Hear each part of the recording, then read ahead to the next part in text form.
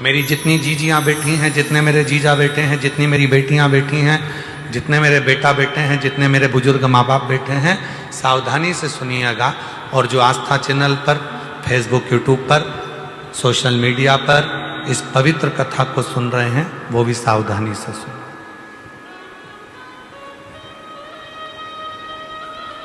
दो समय का किया गया भजन हमें नरक में नहीं पड़ने देता। एक, जिस समय पर अपने कुल में किसी को बच्चा हो रहा हो, बच्चा जन्म ले ले और उसकी नाल कटे, उस नाल कटने के समय पर जो भजन किया जाता है, नाल कटने के पहले, बच्चा जन्म लिया, नाल कटने के पहले जो भगवान का एक बार भी अगर नाम ले लिया तो समझ लेना कि जिंदगी में दूसरा जन्म नहीं हो सकता। भगवान का भजन। दूसरा, शिव महापुराण की कथा दूसरा समय देती है जो मां जगत जननी जगदम्बा पार्वती जी ने बताया।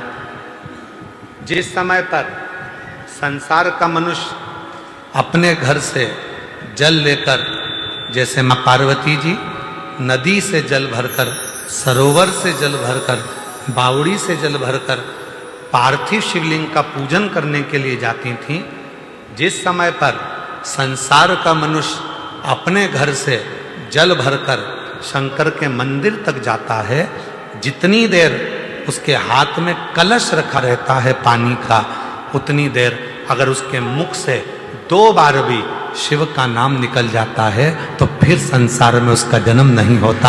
वो शिव का।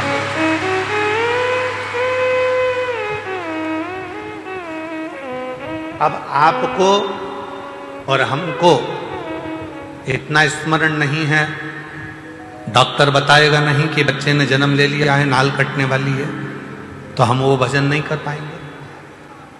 पर पानी का कलश तो हमारे हाथ में है, जल का लोटा तो हमारे हाथ में है।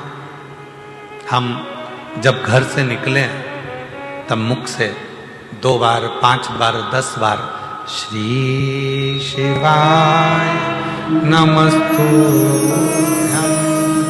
श्री शिवाय नमस्तुभ्यं, श्री शिवाय नमस्तुभ्यं, श्री शिवाय नमस्तुभ्यं, श्री शिवाय नमस्तुभ्यं, श्री शिवाय नमस्तुभ्यं। हम कम से कम 2 बार, 5 बार, 3 बार, 4 बार, 1 बार शिव का नाम तो ले सकते। और हमने मुख से जल चढ़ाने के पहले जो नाम लिया, वही हमारे भीतर की तरंग उस जल में जाती है, शिव को चढ़ती है और शिव हमारा कल्याण करना प्रारंभ कर देते हैं।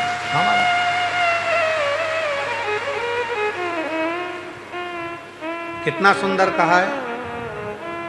शिव महापुराण के अंतर्गत वेद व्यास जी कहते हैं, जब जल चढ़ाने के लिए शिव के मंदिर जाओ, घर का पूरा काम कर लो, बच्चों को स्कूल भेज दो, पति का टिफिन बना दो, बुजुर्ग माँ बाप की सेवा कर लो, बुजुर्ग माता पिता को दवाई देना है तो दवाई दो, भोजन देना है तो भोजन दो,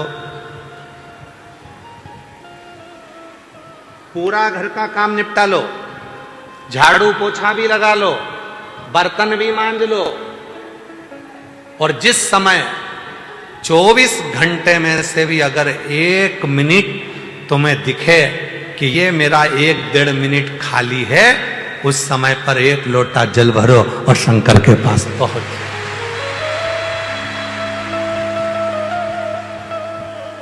झगड़ा कर नहीं। बच्चे रो रहे हैं और तुम शिव जी के मंदिर में बैठे हो, शिव स्वीकार नहीं करे। पति आवाज लगा रहा है कोई काम के लिए और तुम शंकर के मंदिर में बैठे हो, स्वीकार नहीं। घर के बुजुर्ग माँ बाप दवाई के लिए घर पर बैठे हैं और तुम शिव के मंदिर में बैठे हो, स्वीकार नहीं हो। ये स्वीकार। बर्तन मांज लिए, भोजन बना लिया, सब्जी रोटी बना ली, सारा घर का काम कर लिया। अब कई लोग कहते हैं गुरुजी हम तो अशुद्ध हो जाएंगे, हम तो अशुद्ध हो जाएंगे। ए मेरी जीजियों, भगवान शंकर ने जब माता पार्वती जी के साथ में 7 फेरे लिए, 7 फेरे, और फेरे होने के बाद जब माता पार्वती जी के मांग में जब सिंदूर भरा गया, वो सिंदूर जब मांग में भरा जा रहा था, वो सिंदूर नासिका पे आकर गिर रहा था। किसी किसी के यहां आज भी सिंदूर नाक से भरा जाता है तो मांग के मध्य तक भरा जाता है, आज भी। शिवजी ने जब मांग में सिंदूर दिया, वो सिंदूर नासिका पे आकर गिरा, नासिका। और जब नासिका पर आकर गिरा, अब देव अधिदेव महादेव ने कह दिया, सुनो पार्वती, आज मैं संसार की प्रत्येक नारी को एक वर देता हूं कि नारी चाहे छोटे से बच्चे के कपड़े धो ले, नारी चाहे अपने घर के बुजुर्ग के कपड़े धो ले, नारी चाहे झूठे बर्तन मांज ले, नारी चाहे अपने पति के झूठे बर्तन मांज ले, कपड़े धो ले, सारा काम कर ले, उसके बाद भी नारी अगर एक क्षण के लिए मेरे मंदिर तक आ रही है तो वो कभी अशुद्ध नहीं हो सकती, वो शुद्ध की शुद्ध ही है।